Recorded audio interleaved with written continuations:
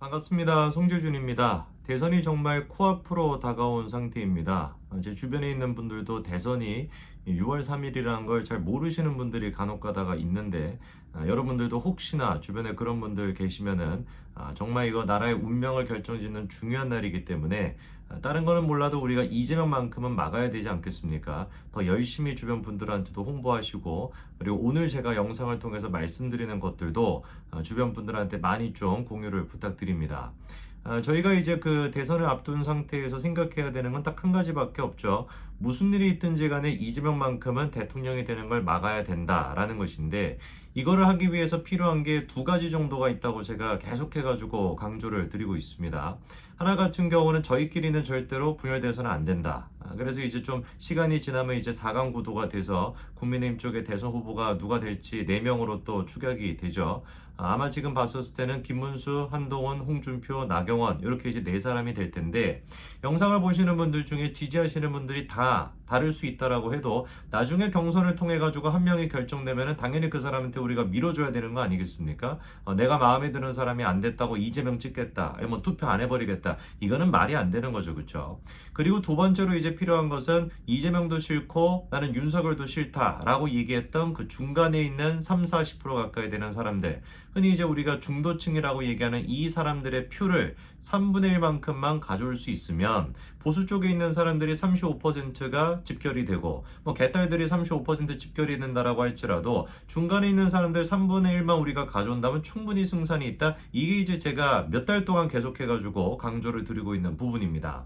그런데 참으로 안타깝게도 흘러가고 있는 모습을 보면은 여전히 그 친윤이라고 하는 사람들은 이런 기본적인 어떤 현실 인식 파악이 안 되는 것 같아요. 아니죠. 정확하게 얘기를 한다면 현실 파악은 이미 됐다라고 할지라도 자기의 그 배지 욕심을 위해 가지고 이재명이 대통령이 되거나 뭐 누가 되든지 간에 나는 쥐뿔 관심도 없다. 내가 일단 그 영남 쪽만 잘 이렇게 해가지고 뭐 자기들한테 이제 표가 될 만한 사람들한테 그 좋은 얘기만 해가지고 그런 행보만 보여서 배지만 지키면 됐지. 이재명이 대통령이 되거나 그거 나랑 무슨 상관이냐. 이런 생각을 아직까지도 철부지 같은 생각을 하고 있다는 거예요. 이게 이제 잘 드러나는 게 이번에 깜짝 놀랄 만한 이야기가 나왔었죠. 윤석열 대통령의 법률 대리인이었던 사람, 그게 이제 베이철과 김계리, 뭐 김계리 변호사는 유명하죠, 그렇죠?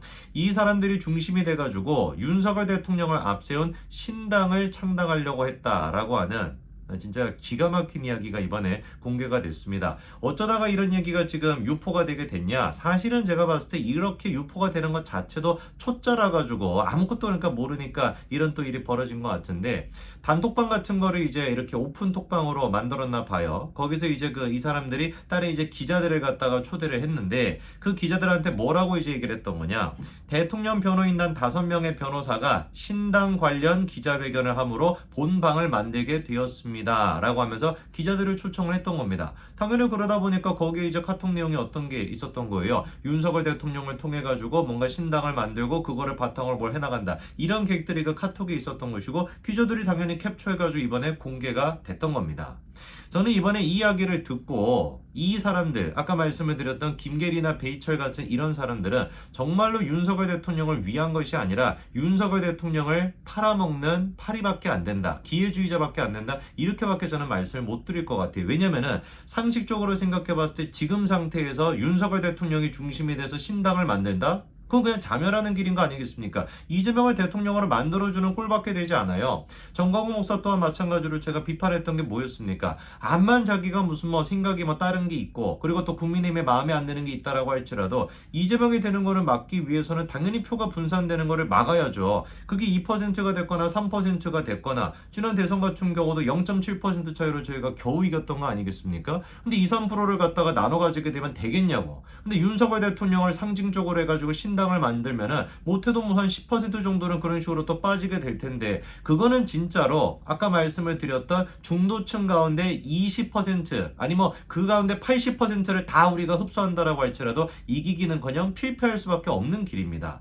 왜 이렇게 윤석열 대통령을 갖다가 이용해 먹어서 지금 빨아먹을 건 다 빨아먹어서 지금 뭐 윤석열 대통령 살 빠져서 지금 미라 상태돼 있는 것 같은데, 못 빨아먹을 게 더 있다고 그런 식으로 빨아먹습니까? 그래서 이재명이가 대통령이 되면 그게 누구 좋은 겁니까? 이재명밖에 좋은 거 더 되겠냐고요. 이재명 대통령 된다면 가장 먼저 구속할 사람이 윤석열 대통령이랑 김건희 여사인데 그걸 모르고 이 사람들이 이러겠습니까? 아니죠. 한덕수를 지금 추대하는 것도 그런 것이고 윤석열 대통령의 신당 뭐 이런 얘기 나오는 것도 다 알면서 지 배지 달기 위해서 지 배지 유지하기 위해 가지고 이런 짓거리를 이제 하고 있는 거예요. 저는 이쯤 됐으면 윤석열 대통령이 물론 신당을 만드는 거에 대해서는 이제 뭐 자제해야 된다 이런 목소리를 내셨다라고 하는데 이 극단적인 지지 세력들 이 친윤이라고 하는 사람들과 윤석열 대통령 지지하는 사람 한다라고 하는 사람들이 말도 안 되는 모습을 보여주는 거에 대해 가지고 윤석열 대통령이 직접 나서가지고 메시지를 내야 됩니다. 우리가 이렇게 분열돼서는 안 된다. 이지만만큼은 막아달라. 이런 메시지를 지금 윤석열 대통령이 내셔야 돼요. 헌재 결과 우리는 승복을 해야 된다. 뭐 이런 메시지가 나와줘야 그래야지 국민의힘의 경선도 사는 것이고 국민의힘의 어떤 그 경선에 나와 있는 그 후보들 같은 경우도 윤석열 대통령과 손절을 안 하게 되는 거 아니겠습니까? 상식적으로 봤을 때 윤석열 대통령 나와가지고 계속 헌재 결정을 갖다 무시한다든지 탄핵 결정 이거 뭐 무시해도 된다 이런 식의 어떤 뉘앙스를 풍기게 된다면 대통령 지금 경선 나와 있는 국민의힘 후보 가운데 누가 도대체 윤석열 대통령을 대놓고 지킬 수가 있겠습니까? 그런 메시지 내는 사람을 같이 품겠다라고 한다면 같이 죽는 것밖에 안 되는데 무엇을 도대체 해야 윤석열 대통령 본인 스스로한테 도움이 되는 것이냐. 윤석열 대통령 본인께서 본인을 지워야 본인의 결과를 본인이 승복하는 모습을 보이셔야 그리고 나를 살리기 위해서라도 중도층과 무당층을 흡수할 수 있는 사람한테 힘을 좀 실어달라 이런 식의 어떤 대승적인 메시지가 나와야 그래야지 윤석열 대통령이 살 수가 있습니다. 왜? 이재명이 대통령이 되는 걸 그래야지 막을 수가 있으니까. 이번에 이제 그 나경원 의원 같은 경우는 그런 얘기를 하더라고요. 계속해가지고 지금 한동훈 대표를 공격하고 있습니다. 저는 지난번에도 깜짝 놀랐거든요. 한동훈 떨어뜨리기 위해 가지고 나왔다. 나는 다른 거는 몰라도 바로 직전 날 나경원 의원이 했던 얘기가 뭐였습니까? 이승만 대통령 그 생가에 가가지고 흩어지면 우리가 죽는 것이고 뭉치면 산다. 이거 유명한 얘기 아닙니까? 그 얘기를 갖다가 딱 하길래 야 아무리 나경원 의원이 좀 이상한 삐딱선을 탔다라고 할지라도 이제는 제정신이 돌아왔구나 싶었는데 바로 다음날 가니까 또 어디 가서 뇌를 또 교체하고 왔나 봐. 바로 다음날 하는 얘기가 뭡니까? 나 한동훈만큼은 절대로 같이 갈 수가 없다. 한동훈만큼은 내가 꼭 이겨야 되겠다. 바로 전날 했던 얘기랑 너무 다르지 않습니까? 이게 원래 찌째명이가 보여주는 전매 특허인데 그거를 갖다가 나경원 의원이 보여주고 있어요. 어느 순간에 나경원과 이재명이 합쳐져가지고 나재명이 지금 된 겁니다. 아무리 저는 이해하려고 할지라도 왜 나경원 의원이 이런 식으로 이정희 같은 모습 지난번에 그 예전 그 대선 때 기억나시죠? 그렇죠? 뭐 통합진보당인지 희한한 무슨 뭐 간접 같은 당 나와가지고 나는 박근혜 떨어뜨리기 위해 가지고 나왔다. 그 얘기했다가 지가 그냥 바로 골로 가지 않았습니까? 왜 그런 말도 안 되는 짓을 나경원 의원이 또 하는지 도저히 이해가 되지 않았는데 이번에도 마찬가지로 윤석열 최고 덕 본 사람은 한동훈이다. 나는 구박만 당했다.